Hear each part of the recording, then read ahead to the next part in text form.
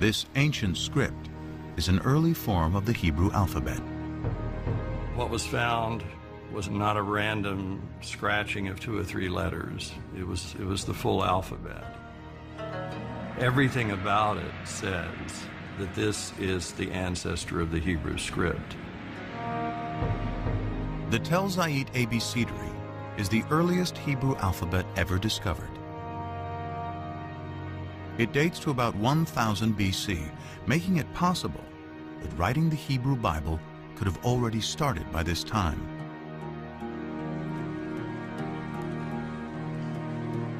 To discover the most ancient text in the Bible, scholars examine the Hebrew spelling, grammar, and vocabulary.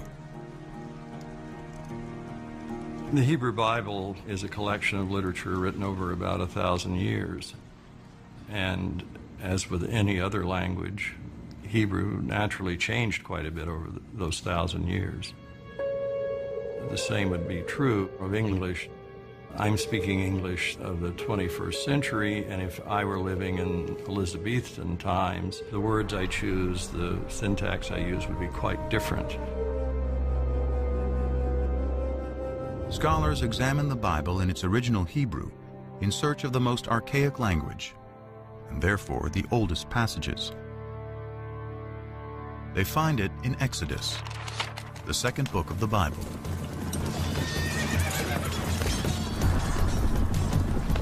Pharaoh's chariots and his army he cast into the sea.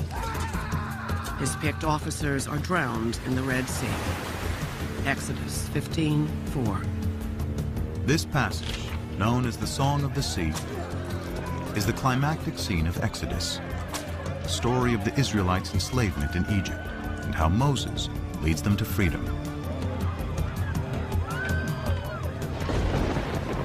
In all of the Bible, no single event is mentioned more times than the Exodus. With the development of ancient Hebrew script, the Song of the Sea could have been written by 1000 BC, the time of Tapi's alphabet. But it was probably recited as a poem long before the beginning of Hebrew writing. It's very likely that it was a kind of story told in poetic form that you might tell around the campfire. Just as our poems are easier to remember generally than prose accounts. So we generally think that the poetry is orally passed on from one to another long before they commit things to writing. Because the poetry in Exodus is so ancient, is it possible the story has some historical core? Hey.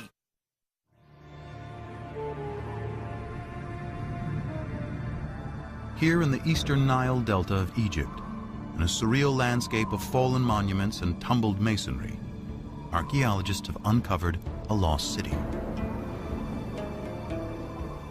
Inscribed on monuments throughout the site is the name of Ramses II, one of the most powerful Egyptian rulers. It is Ramses who is traditionally known as the Pharaoh of the Exodus. Ancient Egyptian texts call the city Piramesi, or House of Ramses, a name that resonates with the biblical story of Exodus. The only specific item mentioned in the Exodus story that we can probably connect with non-biblical material is the cities that the Hebrews were ordered to build, and they are named Pithom and Ramses.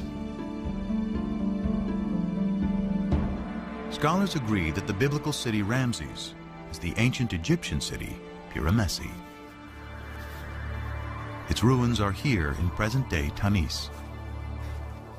Most of the Egyptologists identified Piramesi, the Ramses town, with Tanis, because here you have an abundance of Ramesside monuments. This convergence between archaeology and the Bible provides a time frame for the Exodus.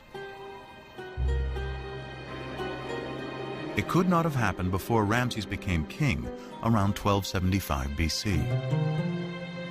And it could not have happened after 1208 BC, when the stela of Pharaoh Merneptah, Ramses II's son, specifically locates the Israelites in Canaan.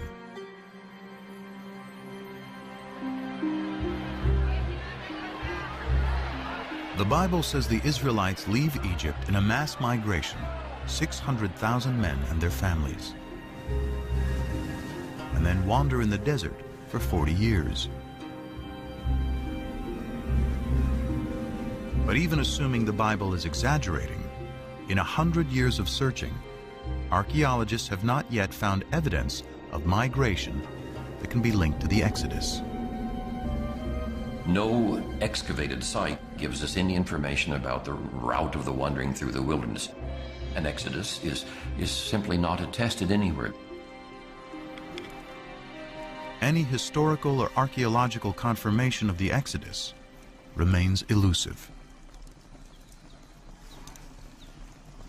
Yet scholars have discovered that all 4 groups of biblical writers contributed to some part of the Exodus story. Perhaps it is for the same reason its message remains powerful to this day. Its inspiring theme of freedom. Freedom is a compelling notion, and that is one of the ways that we can understand the story of the Exodus, from being controlled by others to controlling oneself. The idea of a change from domination to autonomy, that these are very powerful ideas that resonate in the human spirit. And the Exodus gives narrative reality to those ideas.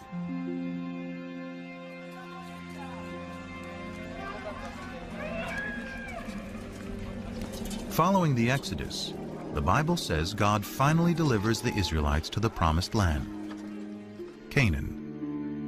Archaeology and sources outside the Bible reveal that Canaan consisted of well-fortified city-states, each with its own king, who in turn served Egypt and its pharaoh. The Canaanites, a thriving Near Eastern culture for thousands of years, worshipped many gods in the form of idols.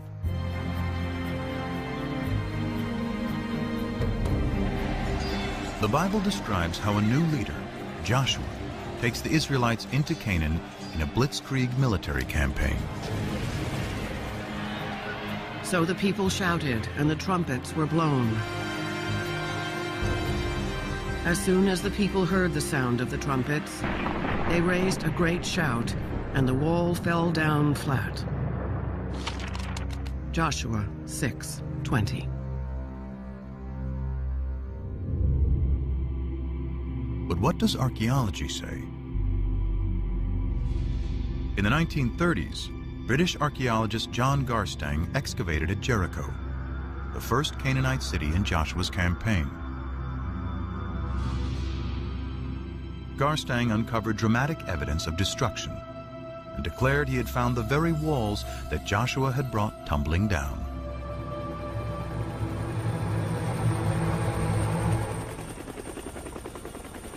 And at what the Bible describes as the greatest of all Canaanite cities, Hatzor, there is more evidence of destruction.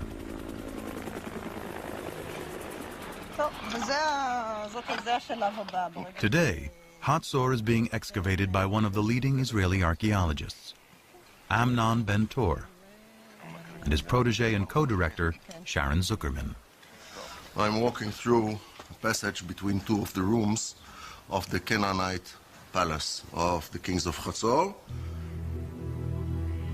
Signs of the destruction you can still see almost everywhere. You can see the dark stones here, and most important, you can see how they cracked into 1,000,000 pieces. It takes tremendous heat to cause such damage. The fire here was, how shall I say, the mother of all fire.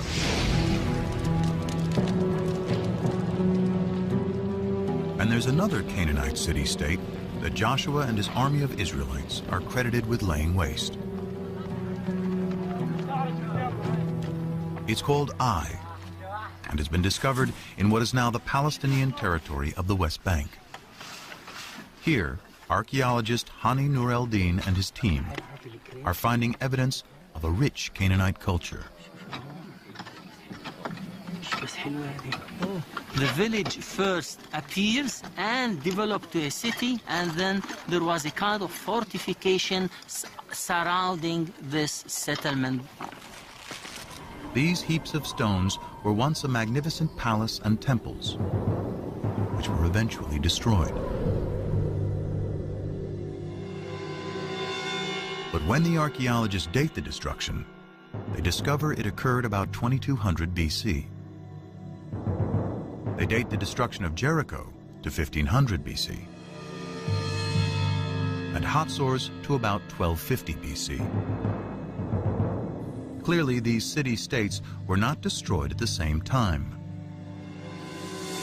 They range over nearly 1,000 years.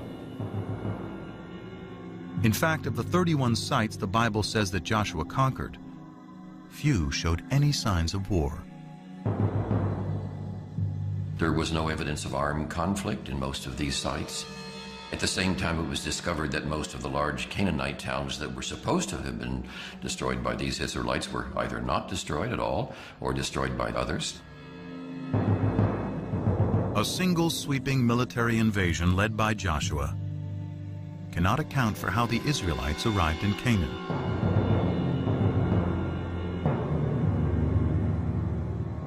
But the destruction of Hatzor does coincide with the time that the Merneptah Stela locates the Israelites in Canaan. So who destroyed Hatzor? Amnon Ben-Tor still believes it was the Israelites who destroyed the city. But his co-director, Sharon Zuckerman, has a different idea. The final destruction itself consisted of the mutilation of statues of kings and gods. It did not consist of signs of war or of any kind of fighting. We don't see weapons in the street like we see in other sites that were destroyed by foreigners. So if there was no invasion, what happened? Bobby, just be careful about the stones there, okay? Excavations reveal that Hatzor had a lower city of commoners, serfs and slaves, and an upper city with a king and wealthy elites. Zuckerman finds within the grand palaces of elite Hatzor areas of disrepair and abandonment. To archaeologists, signs of a culture in decline and rebellion from within.